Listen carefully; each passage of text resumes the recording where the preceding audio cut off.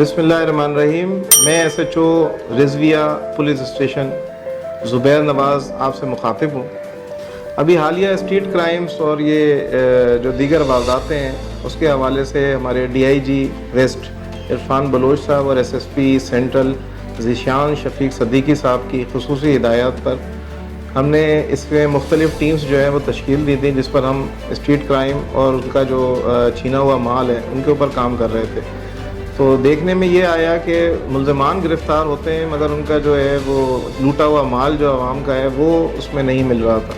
और जो दीगर मोबाइल फ़ोन है वो बरामद नहीं होते हैं। उसकी जो सबसे बड़ी वजह हमारी जो टेक्निकल टीम थी उन्होंने ये देखी कि इन फ़ोनों के जो है वो शनाख्त मिटाई जाती है, इनकी जो IMEI नंबर है उसको मस्क कर दिया जाता है, उनको जो छोटे फ़ोन्स हैं उसके साथ तब्दील कर दिया जाता है बड़े महंगे मोबाइल्स का,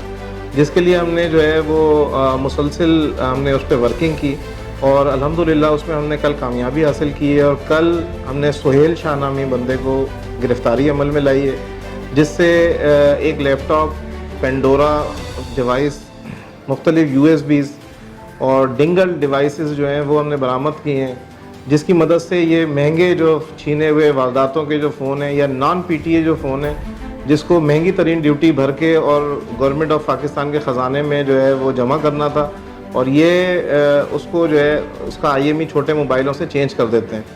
जिसकी वजह से जो है उन फ़ोन्स की जो है वो शनाख्त ख़त्म हो जाती है